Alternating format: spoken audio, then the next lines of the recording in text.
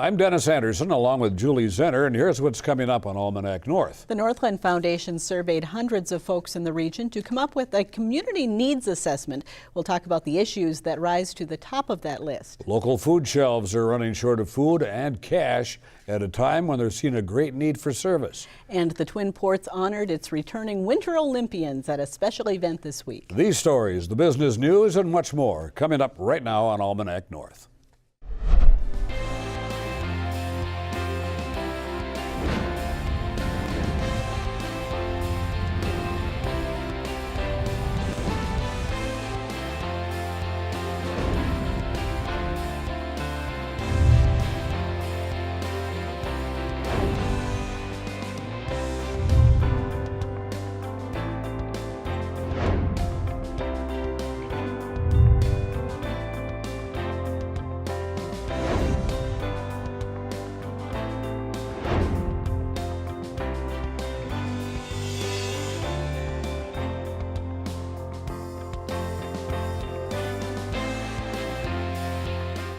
Hello and welcome to Almanac North. Thanks once again for watching.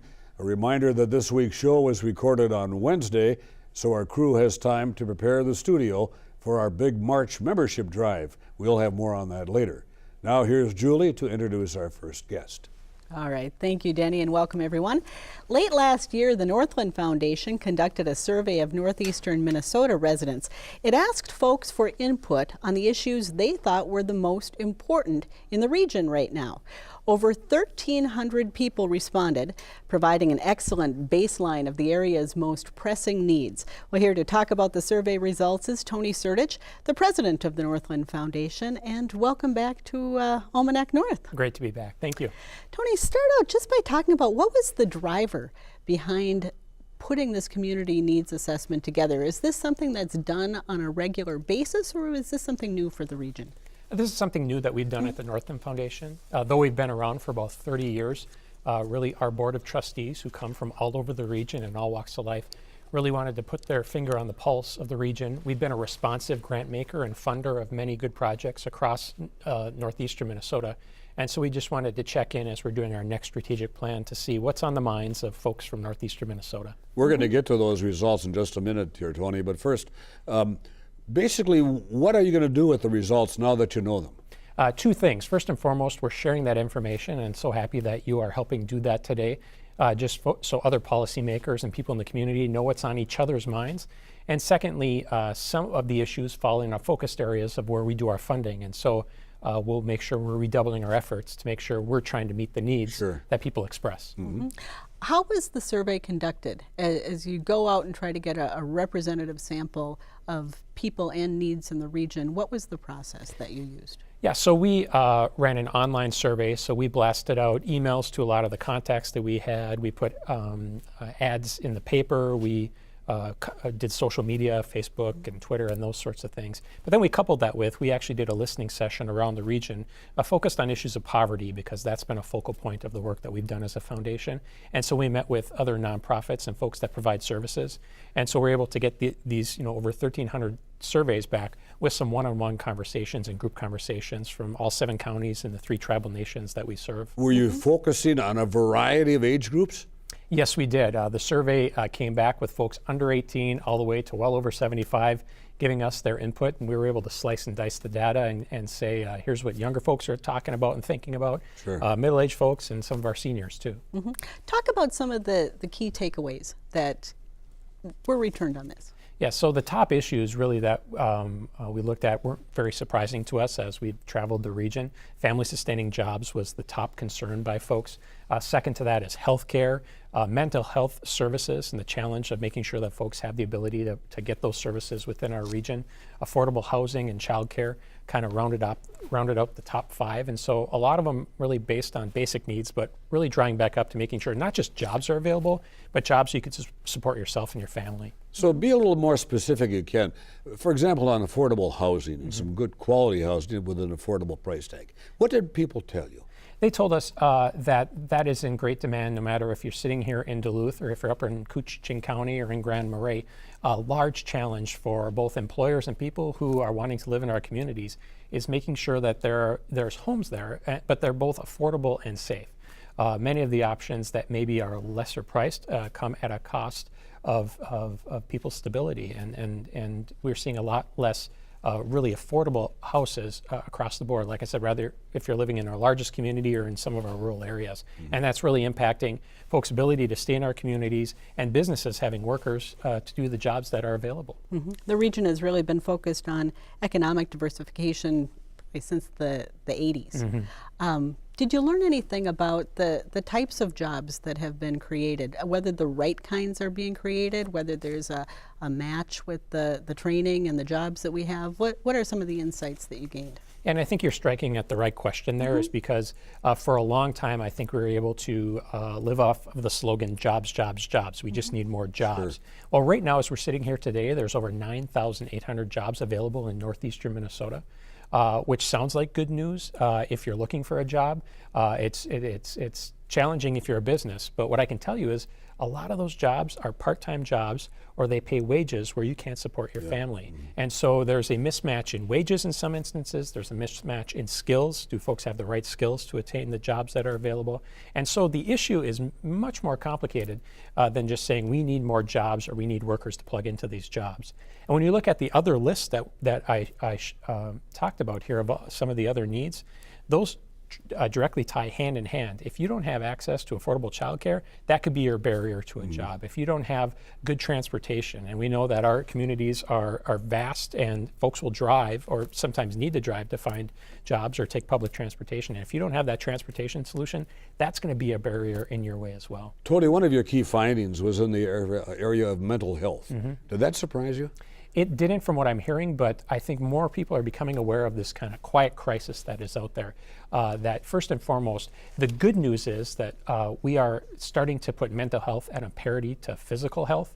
And folks are hopefully losing that stigma that if you have challenges, if you're injured, if your brain is injured, or if you have those sorts of challenges, that's just as important to help fix and support than if you have a broken leg or a broken arm or something else wrong with you.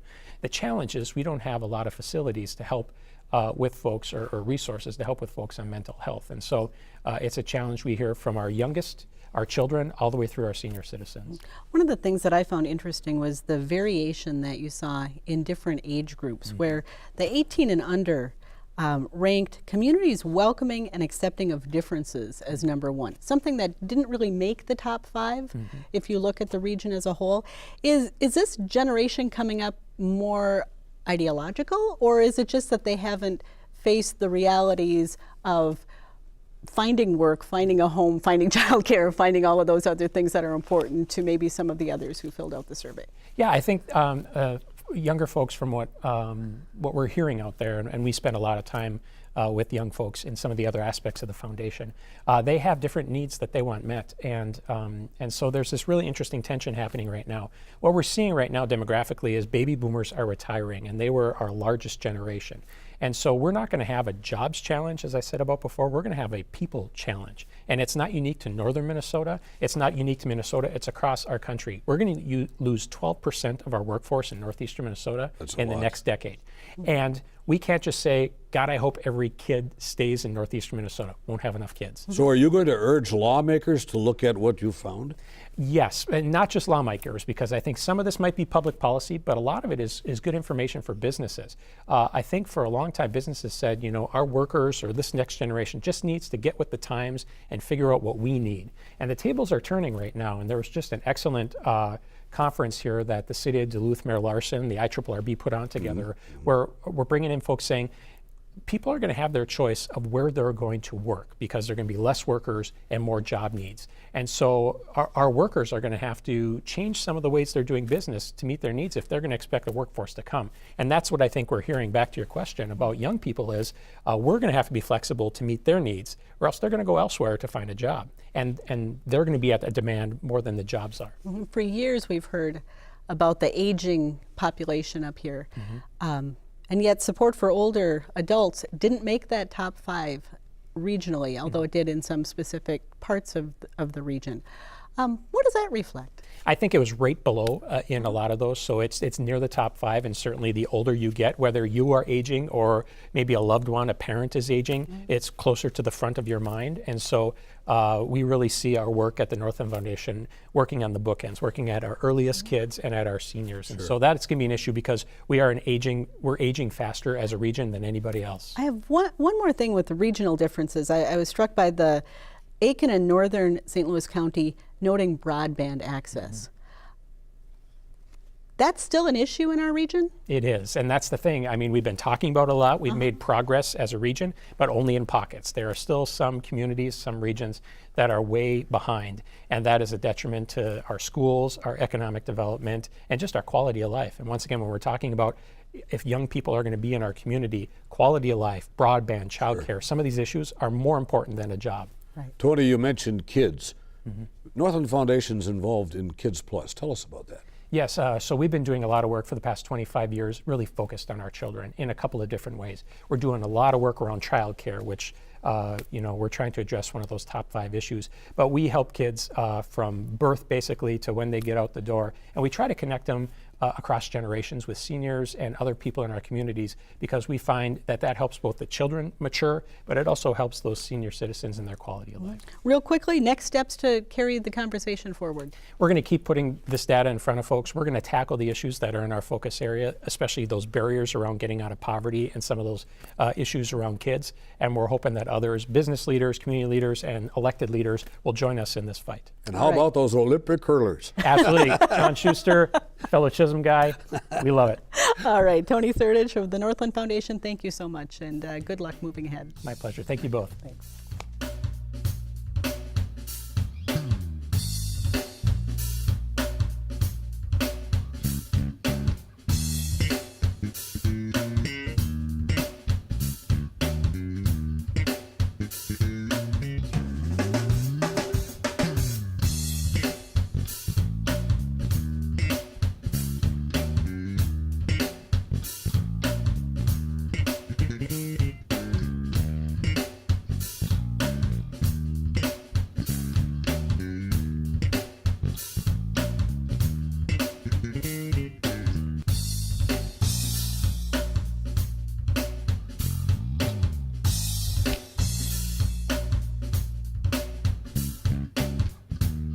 For the past several months, food shelf use has been on the increase throughout this region. Well, the CHUM food shelf in Duluth has provided food and more for households in recent months, and it has for several years. And that makes the annual Minnesota Foodshare March Campaign very, very important at a time of year when local food shelf donations are typically down. And so here to talk about the March Campaign is Scott Van Daele, Director of Distributive Services for CHUM, and Dan Wilson is the Program Director for Second Harvest Northern Lakes Food Bank. I want to thank both of you for being here on this program today. And Scott, we're hearing more about the term food insecurity. What in the world is that? It's basically not having enough food to eat on a daily basis. It's not being able to have a bowl of cereal or a piece of toast in the morning, or sending your kids off to school with a sack lunch, or being able to provide, a healthy, warm meal every night for dinner. Mm-hmm. Scott, how important is the annual Food Share campaign for regional food shelves like the one at CHUM? It's huge. It's important this time of year just because everybody donated over the holiday season, because it's the right thing to do, the nice thing to do. Unfortunately, that good spirit sort of gets lost as soon as we turn the calendar in January. It gets sort of forgotten. So that food is sort of depleted. Donations go down. So come March, we're really looking towards filling up those shelves again. Mm-hmm. Unemployment is low here in the Northland. So why is there an increasing need for food? You want Sure. to take it? I mean, as you and I know, when we go to the grocery store, Dennis, food costs are really, they've gone up. And so while unemployment is low, which is a great thing, it's still pretty expensive to get your food on the dinner plate for your family. So that's one of the reasons. Are a number of food shelf users underemployed? I think so. I think probably a good, 60% of the people that come to CHUM do have jobs. They just don't make enough to make that. It's either pay the electricity bill, the drug cost, if you have prescription drugs, car breaks down, you have to fix that. It's just that extra thing, to know that they're getting a fresh gallon of milk. for nothing probably makes things a little bit easier. Dan, for people who may not know the difference, how do you distinguish between a food bank such as Second Harvest and a food shelf such as what we would see at CHUM? Sure, that's a great question. So a food shelf is really doing some direct distributions out to the people in need in the Northland, and then the food bank is where a lot of the food shelves actually get their food. So we're rescuing locally and nationally donated food and getting it out to places like CHUM and Damiano and other places that are working with in-need populace. Is the food that you're delivering to the food shelves, is it changing with time? You know, from maybe some of the more standard canned goods to more fresh produce, to more meat and other items? Absolutely. It's really changed even year by year. As manufacturers are really dialed in their inventory, we're seeing less and less canned goods and overruns of those things, and we're seeing more donations of fresh fruit, sometimes even straight from the fields. In fact, we increased our cooler capacity over the last year by 1/3 to accommodate all this fresh produce. And so we're working with places like Scott and CHUM. He's really one of our rock stars because it's challenging to get out that fresh produce too. So that's an interesting thing. Scott, talk to us a little bit about how often someone can be served by a food shelf. Can you visit a food shelf every day? You can't. Our rules are you can come once a month. We have 3 food shelves. CHUM has 3 food shelves, one on the east side, one in Central Hillside, and one out west. And it's all sort of determined by neighborhoods, so people that live way out in Morgan Park aren't trudging all the way to Lakeside to get food. But it's really once a month. Folks can come in, and when they do come in, they get a 5-day food supply for everybody that's in their household. So we serve everybody from a single adult all the way up to families that have lately up to 16 people. Has the food shelf experience changed along with the type of food that people receive? Or are people more able to have choices, for example, when they go in versus being handed a box with their allotted food? Yeah, so CHUM is based on a client choice model, which is basically like going to a grocery store and picking out the items you need. And thanks to our partnership with Second Harvest, we get a wide variety of stuff. For everything from fresh milk to powdered milk to shelf-stable milk to brand new fresh produce, fresh strawberries in the middle of January. And then you get your normal stuff of your chicken noodle soup and your beef stews and your canned tuna fish as well. Who typically provides food to Second Harvest? I mean, there's some very kind people out there. Yeah, we definitely run on some really kind donations from just the local populace, people just sending in $10 checks and upwards. And then we have some kind corporate donations as well. So it's a whole mix of donations. Does the food dollar go further if you send it to a food bank versus a food shelf, or versus buy it yourself and donate? Well, because we have this partnership, actually, the food shelves are able to stretch their dollar a lot further when they work with the food bank. So we find that every dollar that you're given to food shelves, they can actually stretch that to about $7 worth of food as they're accessing it through the food bank, since we're getting a lot of it donated from across the country and locally. Scott, are you seeing any trends at the food shelf in terms of the numbers of people who are showing up, the types of people who are showing up, how frequently they need to access the service? There are some trends. They change kind of like the seasons and the types of food that come through the stores. But lately, normal numbers that we would see on an open day is anywhere between 35 and about 40 families. We're seeing that since the beginning of the year, we have not seen anything below 52 on an open day. And for some reason, it's a new one, is we're seeing a lot of seniors coming in, utilizing our food shelf, 65 and plus, and a lot of the large families, the 16 and over. And I'm thinking they're just sort of grouping together. Housing is so expensive. There's not a lot of housing, so instead of you're living with your grandmother and then your cousins and everybody's sort of coming in and congregating under the same roof. Do you have any guidelines in terms of income eligibility, or can anyone come in and get food? Anybody can come in and get food. If you're hungry enough and you need the food, we'll serve you. So does a family or an individual then have to register so you know they're not coming there more often than is required? Yep, there's some forms we have to fill out, some federal forms, some local forms that every time an individual comes in to visit, they have to fill out, and then it gets filed into our system, and then we can keep track and know when they're coming, how often they're coming, and our files go all the way back into the 70s. So we could literally pull cards from way back when. So Dan, March is Foodshare Month.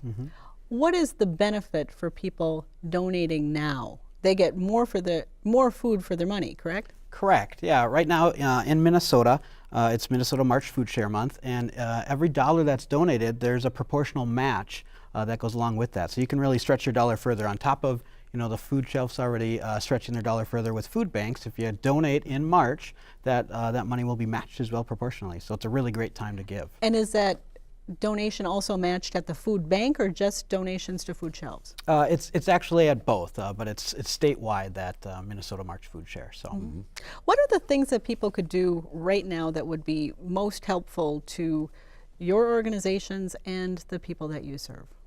Right now, I would say there's always that thing, like we're talking about, the money versus the can. Yeah. The money is always great. The can is almost an instant transaction. So as soon as you bring me cans of tuna fish, it can literally come through my door, go onto my shelf, and get put out into the public pretty much like that. So right now, it's about food. So businesses, churches, schools doing food drives are really helpful at this point? Yep. And any items that specifically you want, and anything that you would just say, don't bring it? The stuff, I pretty much do not, Dan would know this, I pretty much don't say no to anything. Right.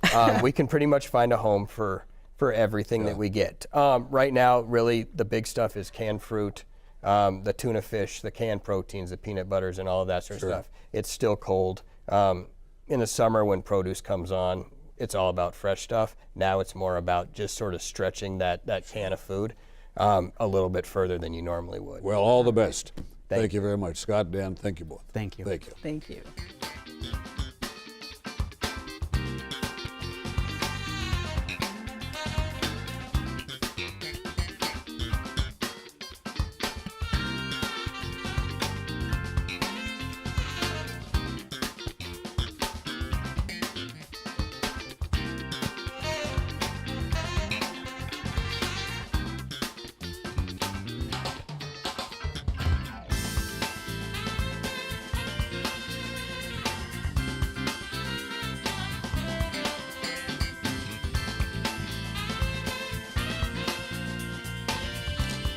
Let's turn now to the business news from the editors at Business North.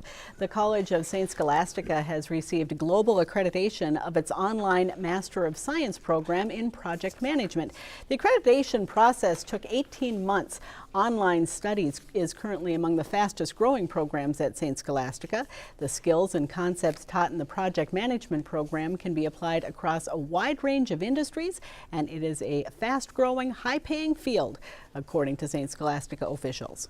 Duluth-based Iconics Corporation reached an all-time quarterly record in the fourth quarter, although the firm reported a loss of $226,000 for 2017.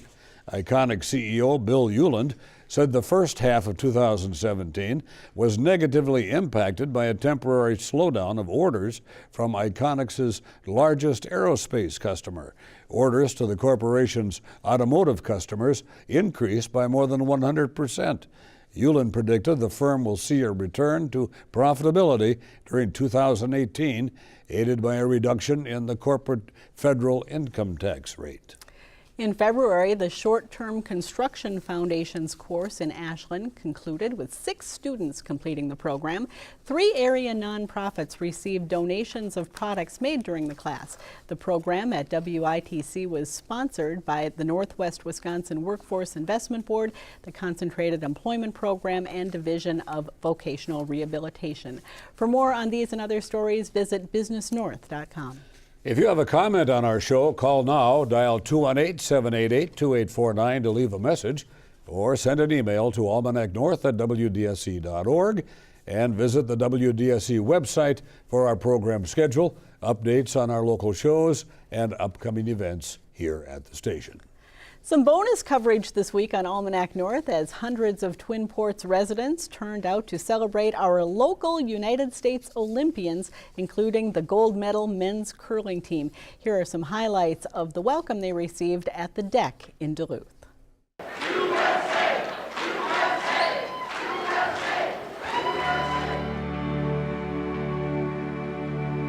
I, Jim Payne, Mayor of the City of Superior, Wisconsin, And I, Emily Larson, Mayor of the City of Duluth, Minnesota, do officially proclaim February 27th, 2018 as Gold Medal Day in the Twin Ports.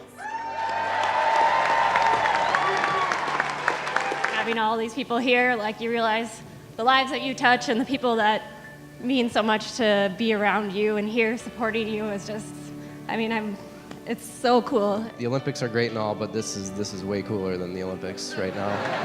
I think that's what drove us most to get these things around our neck, is because we saw what it meant to so many people. And it's not about us nearly as much as it is about our city, our community, the curling community.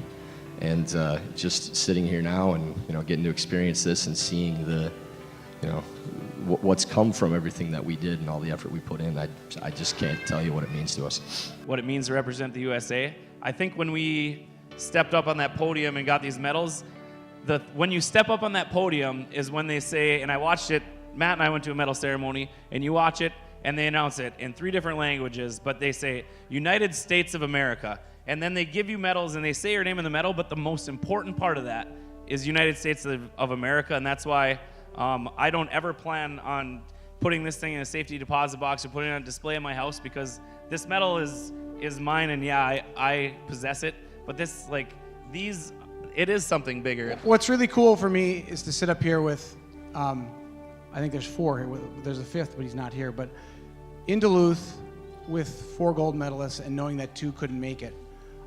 The Olympic spirit was starting to look like it might be dead, but I think a couple of Minnesotans revived the Olympic spirit in the United States, and these guys did that. What fun to see our area represented so well in the Olympics. Congratulations to everyone. And finally tonight, we want to let you know about some special programs coming up next week as WDSE begins its March membership drive. Our new historic documentary entitled Fires of 1918 makes its first broadcast. That is the broadcast premiere this Monday evening at 7 p.m. on PBS North. And you'll want to tune in for our new program on Duluth's fantastic park system entitled Duluth Parks, an Outdoor Tradition. That program airs for the first time on Tuesday night at 7 p.m. on PBS North. So, Julie, lots of great reasons to make this station your must-watch destination. We have wonderful programs throughout the year, but the membership drive always offers something that's really special. So I hope all of you tune in and pledge. I echo those sentiments. For Julie and the crew at WDSE, I'm Dennis Anderson. Have a great weekend. Good night, everybody, and be kind.